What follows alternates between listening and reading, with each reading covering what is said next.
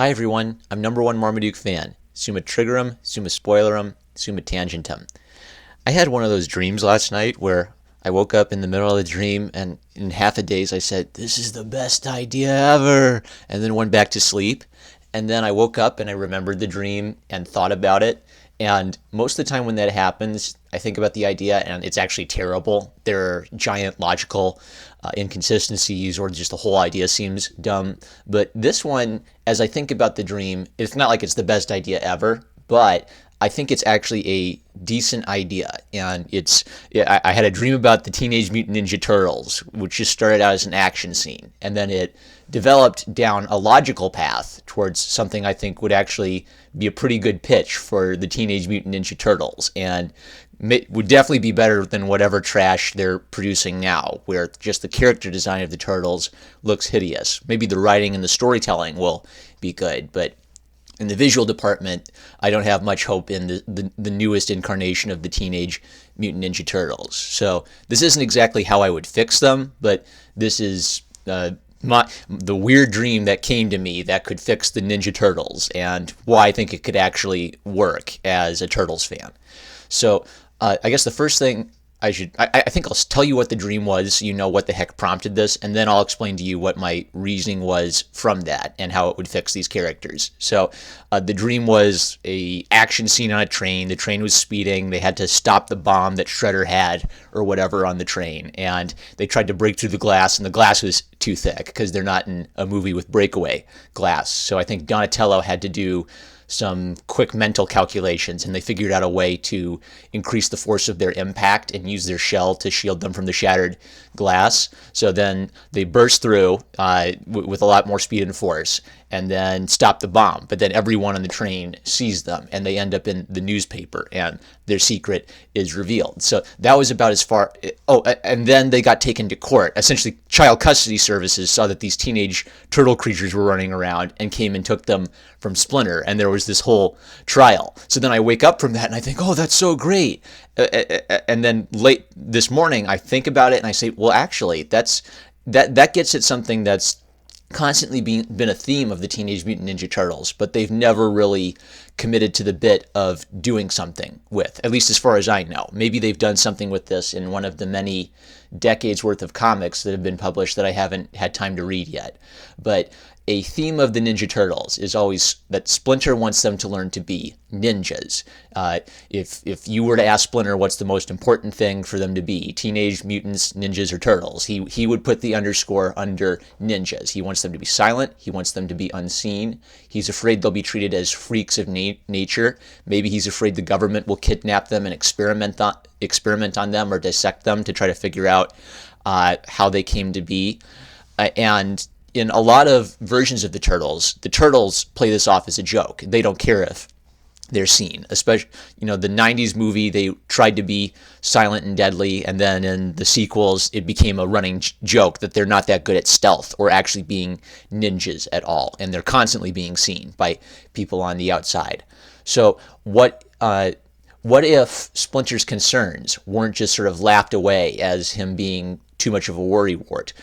What if his worst fears came true, and to save the world, the Turtles had to expose themselves and be seen by the entire world? Would the government come kidnap them? Would our courts kind of identify them as human persons and human citizens because of their human characteristics? Now, maybe the problem with an idea like this is the Teenage Mutant Ninja Turtles. The idea of them, the reason they're so appealing is it's kind of a ridiculous idea that works, that has appeal because there's a human dimension to the characters. When you even say the words Teenage Mutant Ninja Turtles, it sounds ridiculous, but it kind of works because they are immature and they fight each other like a group of brothers, and if you fought your siblings, you can identify with that. And then they go on adventures and save the world. So you don't want to bring so much realism into the Teenage Mutant Ninja Turtles that it breaks that sort of dopey charm of the characters. But I would like to see something where they play seriously with this idea of why the Turtles should be stealthy and what would happen if they weren't. That's the whole premise of this twist on their characters. So my idea would be that if they were discovered, it wouldn't be like a sad, dark reality where the government would kidnap them and experiment on them. It'd just be a matter of they'd be told, okay, well, you have to go register to pay your taxes.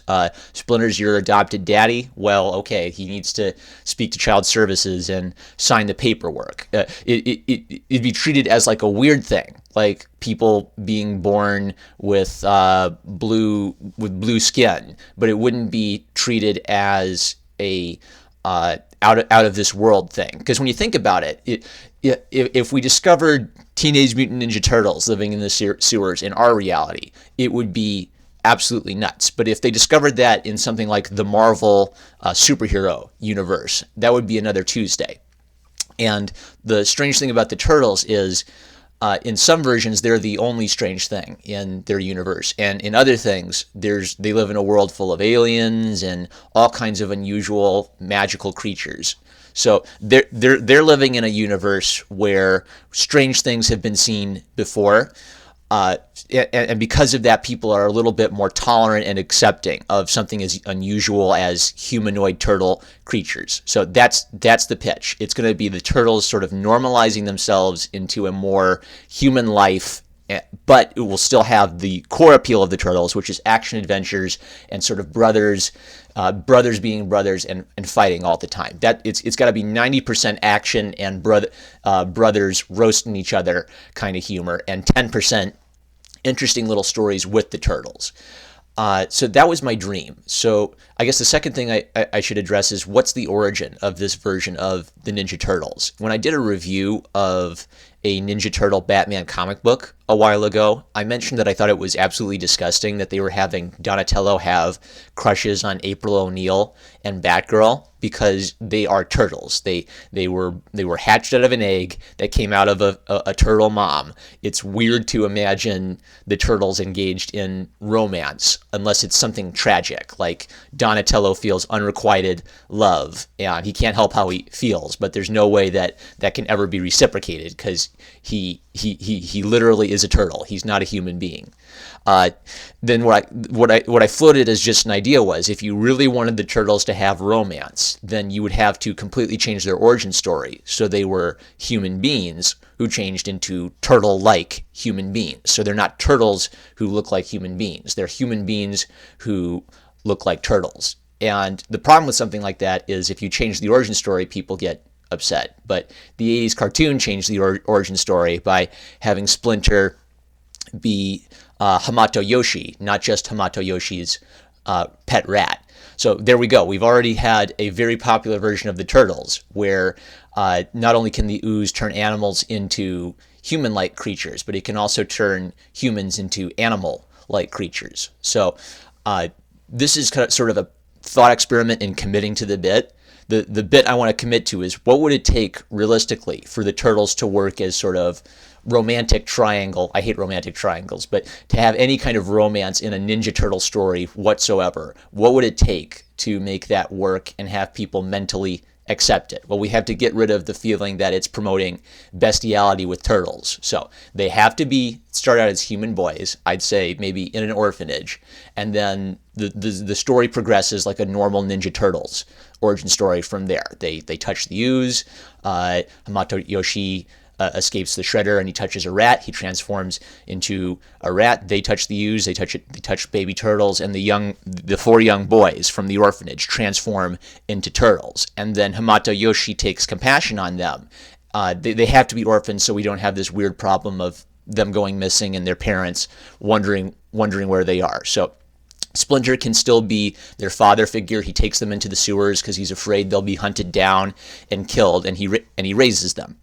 And then he teaches them the ninja arts. He teaches them that they have to be secret and to hide away from the public eye or they'll be killed. And this needs to be underscored in the first episode or two, because that's going to be a key theme throughout this version of their story. So after they go on their first adventure, maybe they meet high school student April O'Neil. So in this version, since we're committing to the bit of making romance a possible part of the Turtle story, April O'Neil is a high school journalism student trying to get a big scoop to have a really cool portfolio piece for when she either goes to college to learn journalism, or maybe she just wants to skip right over college and go straight to being a beat journalist. So April O'Neil is trying to break the big scoop of mysterious turtle creatures and missing boys from the orphanage.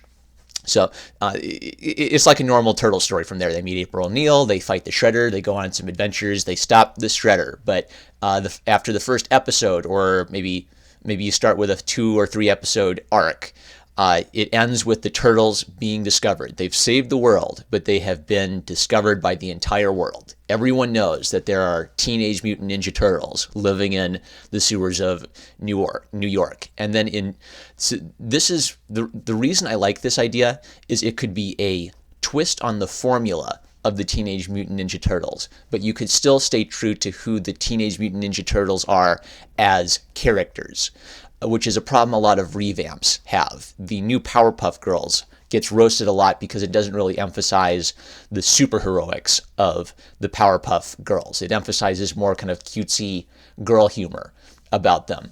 It's hard to change something, and it's hard to keep something the same way. Like this is what do you call it? It's a fine line between two extremes, and it's hard to not fall down one side or the other. On one side, you could fall down the problem of being too derivative, not doing anything new, just doing the exact same thing they did before. So, you've got to revamp Powerpuff Girls. Let's do it exactly the way they did Powerpuff Girls before. You got to redo Samurai Jack. Let's do Samurai Jack episodes that are identical to the ones they did before.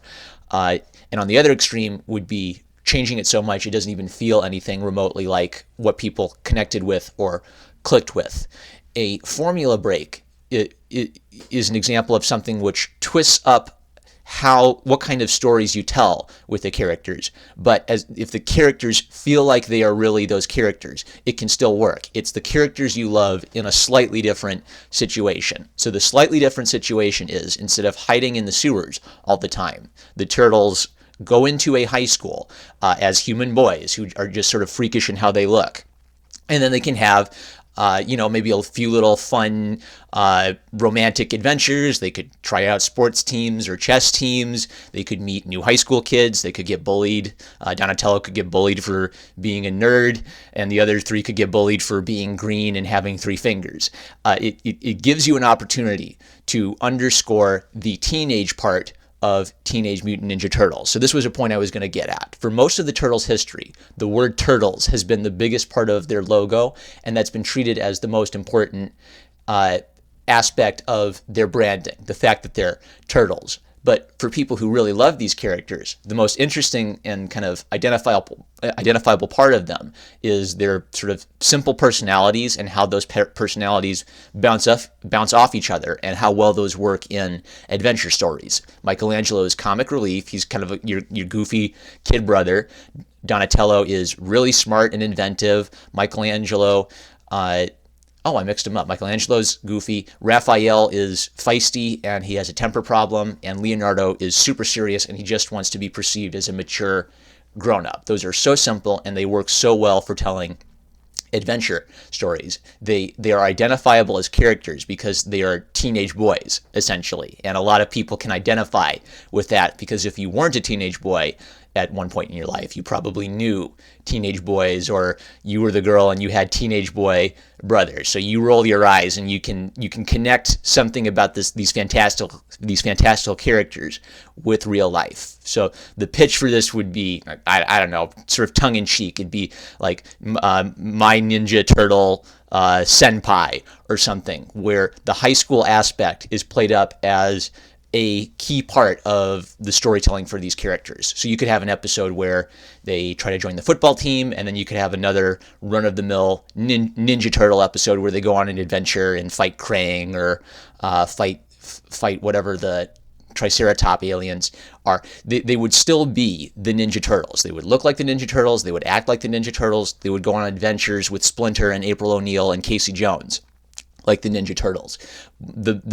I would say that 95% of the content of the show would be the same old-fashioned turtle action that turtle fans love. And then about 5% of the show would be playing with the idea of the Ninja Turtles in high school, having kind of, high school romances and such, as a way of maybe introducing some new characters, trying out some new story concepts, and adding something a little fresh to the world and the setup of the Ninja Turtles. I would want their looks to be very consistent with their classic looks. I'm probably going to do some concept art and put that here as a still frame so you can see my mental picture of what they would look like in this setup.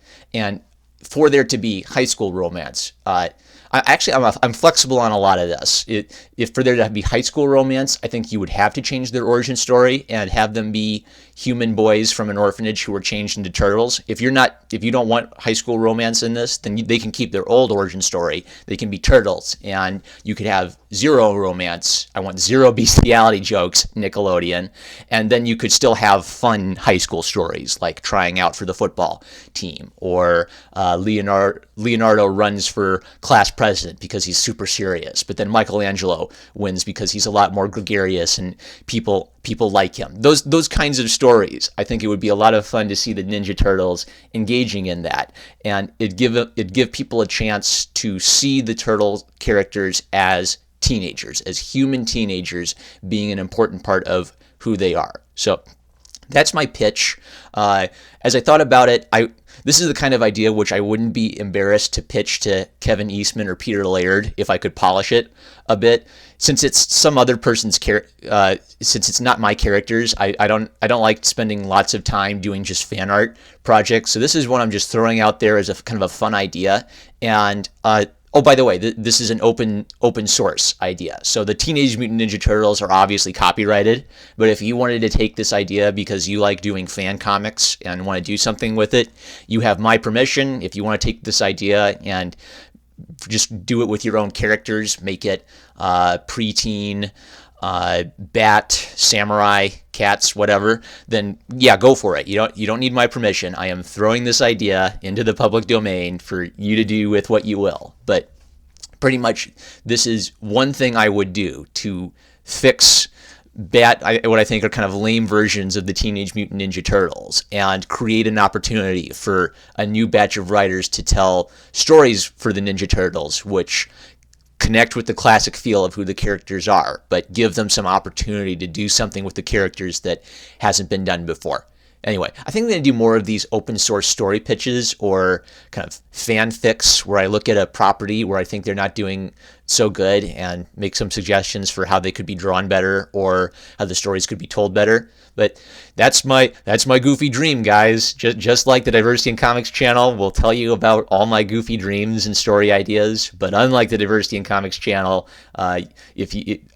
I'll let you guys do anything with this story idea that you want. If you are a writer or an artist looking for inspiration, I give you this idea. I don't think I'm ever going to sit down and try to tell a whole bunch of Ninja Turtle stories, but that's my pitch. Love you guys, and I'll catch you later.